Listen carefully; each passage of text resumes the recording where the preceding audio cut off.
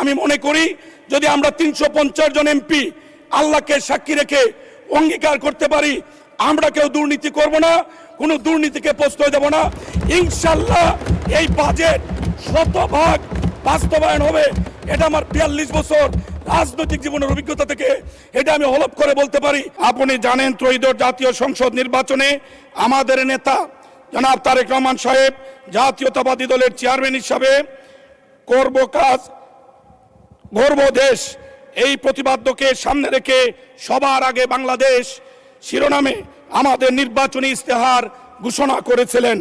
নির্বাচনী ইস্তেহারে প্রান্তিক নিম্ন আয়ের পরিবারকে সুরক্ষা দেওয়ার জন্য ফ্যামিলি কার্ড, কৃষকদের উৎপাদিত পণ্য ন্যায্য মূল্য এবং সরকারি সুবিধা প্রাপ্তি নিশ্চিত করার লক্ষ্যে কৃষক কার্ড প্রবর্তন, দুর্নীতিমুক্ত মানবিক স্বাস্থ্য ব্যবস্থা গড়ে তোলার জন্য 1 লক্ষ স্বাস্থ্যকর্মী নিয়োগ, শিক্ষা প্রতিষ্ঠানে মিড ডে মিল চালু, পরিবেশ রক্ষা ও জলবায়ু সহনশীলতা জোরদারকরণে 20,000 কিলোমিটার খাল খনন ও 25 কোটি বৃক্ষরোপণ সহ 60টি নির্বাচনী প্রতিশ্রুতি প্রদান করেছেন। আমরা দেখেছি এই আমাদের শিক্ষা খাতে 2025-26 অর্থ বছরে 87,206 কোটি টাকার বরাদ্দ ছিল। সেইখানে শিক্ষার মান উন্নয়নে 1,36,606 কোটি টাকার এই এবার বাজেটে প্রস্তাব রাখা হয়েছে। স্বাস্থ্য খাতে 35,487 কোটি টাকার স্থলে 69,409 কোটি টাকার সেখানে ব্যবস্থা রাখা হয়েছে। আমাদের সামাজিক নিরাপত্তার জন্য 1,26,000 কোটি টাকা থেকে বেরিয়ে 1,44,000 কোটি টাকার ব্যবস্থা করা হয়েছে। আমাদের যোগাযোগ ব্যবস্থা 48,292 কোটি টাকা থেকে 60,000 কোটি টাকায় উন্নীত করা হয়েছে। দুর্যোগ ব্যবস্থাপনা 9,000 কোটি টাকা থেকে 10,350 কোটি টাকা, 4,940 কোটি টাকা নারী ও শিশু উন্নয়নের ক্ষেত্রে 5,196 কোটি টাকা উন্নীত করা হয়েছে। শুধু তাই নয়, বয়স্ক ভাতার সংখ্যা বাড়িয়ে 1 লক্ষ বাড়িয়ে 62 লক্ষ করা হয়েছে। বিধবা স্বামী পরিত্যক্তার সংখ্যা 1 লক্ষ বাড়িয়ে 30 লক্ষ করা হয়েছে। প্রতিবন্ধী ভুক্তভোগীর সংখ্যা 34 লক্ষ হতে বাড়িয়ে 38 লক্ষ করা হয়েছে।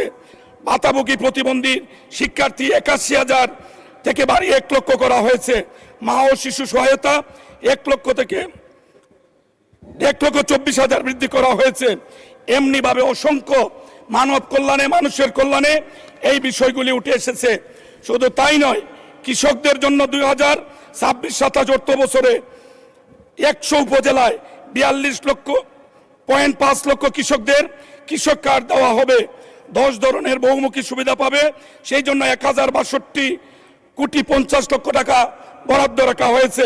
ফ্যামিলি কার্ড 2026-27 অর্থ বছরে উপকারভোগীর সংখ্যা 41 লক্ষ করা নির্ধারণ করা হয়েছে। তার জন্য 14,500 কোটি টাকা বরাদ্দ রাখা হয়েছে। নতুন করি একটি নতুন আইডিয়া, আমাদের খেলাধুলাকে সমৃদ্ধ করার জন্য 1,68,662 জন খেলোয়াড় ইতিমধ্যে নিবন্ধিত হয়েছে।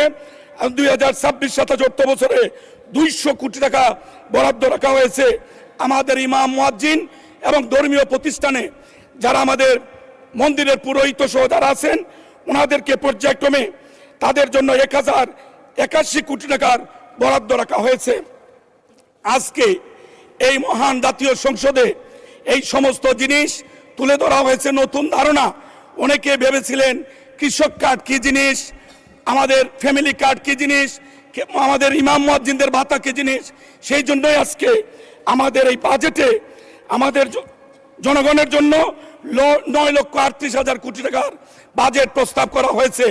আমি মনে করি যদি আমরা 350 জন এমপি আল্লাহকে সাক্ষী রেখে অঙ্গীকার করতে পারি আমরা কেউ দুর্নীতি করব না, কোনো দুর্নীতিকে প্রশ্রয় দেব না। ইনশাআল্লাহ এই বাজেট শতভাগ বাস্তবায়ন হবে। এটা আমার 42 বছর রাজনৈতিক জীবনের অভিজ্ঞতা থেকে এটা আমি হলফ করে বলতে পারি। আমি 2004 সালে যে পৌরসভার চেয়ারম্যান হিসাবে দায়িত্ব নিয়েছিলাম সেইখানে আমার বাজেট ছিল মাত্র 2,01,563 টাকা।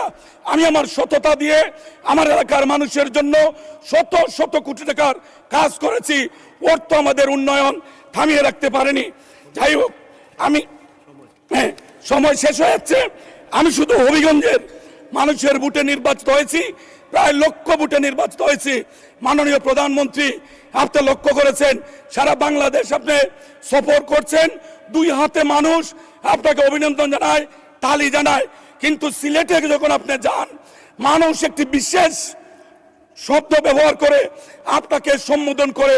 এর একটা মাত্র কারণ, আপনি আমাদের হৃদয়ের মণিকূটায় স্থান করে নিয়েছেন। আপনি বলেছেন আপনি হাফ সিলেটি। আমরা বিশ্বাস করি সিলেটের উন্নয়নে আমাদের কোনো অভিভাবক নেই, আপনি আমাদের একমাত্র ভরসা।